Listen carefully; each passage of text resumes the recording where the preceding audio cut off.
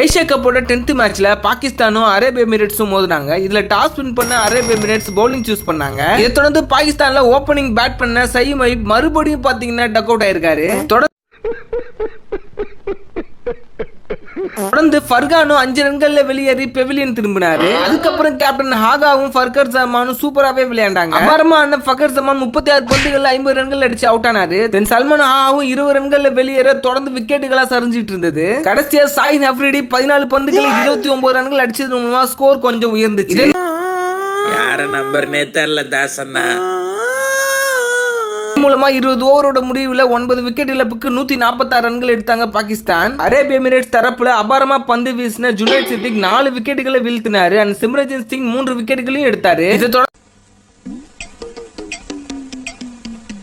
Bad பண்ண யுஏஇனால பாகிஸ்தானோட பவுலிங்கை சமாளிக்க முடியல. சொற்ப ரன்கள்ல விக்கெட்டை பறி கொடுத்துட்டு இருந்தாங்க. அதிகபட்சமா ராகுல் சோப்ரா 35 ரன்களும் துருவ் பராஷர் 20 ரன்கள் மட்டுமே அடிச்சாங்க. வீரர்கள் யாரும் ரன் சேர்க்காததுனால 17.4 ஓவர்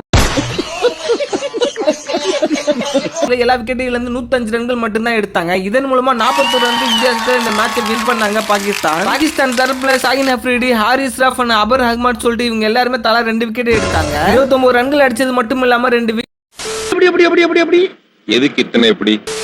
விக்கெட் எடுத்துக்கிட்டு ஷாஹின் ஷா அஃப்ரிடி இந்த மேட்சோட மேன் ஆஃப் த மேட்சா தேர்ந்தெடுக்கப்பட்டாரு. இந்த மேட்சை பத்தி உங்களோட கருத்துக்களை மறக்காம சர்ப்ரைஸ் பண்ணுங்க. Thank you.